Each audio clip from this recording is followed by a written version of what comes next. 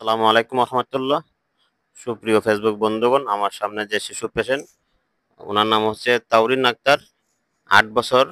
উনি আসছেন আমার কাছে 22/10/2025 সালে।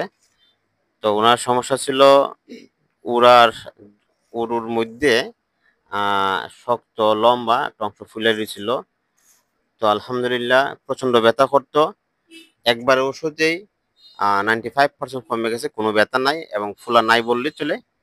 তো আমরা শুনবো ওনার কাছ থেকে। হ্যাঁ, আমার কথা শোনো তাউরিন, তোমার যে এই ফুল ছিল, ব্যথা করতো, ব্যথা করে এখন? না, ব্যথা করে? জি না। ব্যথা পার্সেন্ট বোঝে না, পার্সেন্ট বুঝতো না। আচ্ছা, আমরা যাচ্ছি তাউরিনের বাবার কাছে। হ্যাঁ, বলেন আপনার মেয়ে কতটুকু সুস্থ হয়েছে?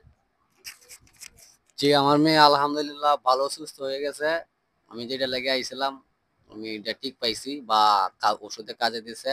আর কি সমস্যা ছিল কমে আপনার গেছে। মেয়ের? কি সমস্যা ছিল আমার বলেন? মেয়ে ফিসলির উড়াতে চিপাই, ওই আমাদের এলাকার ভাষায় বলে যে এটা বাইমা। আমি এটার জন্য আসছিলাম, বেদনা করতো প্রচুর, মানে টাচ করা যাইতো না শরীরে। এখন বেদনা উঠনা কুস্তা নাই। আর ফোলা ফোলা আসলো, ফোলাও কমে গেছে, সামান্য কিছু রয়েছে, এটা ধরা যায় না। ধন্যবাদ। হ্যাঁ, আপনি কি খুশি মামুন হোসেন জি জি, চিকিৎসা নিয়ে? আলহামদুলিল্লাহ আমি অনেক অনেক খুশি।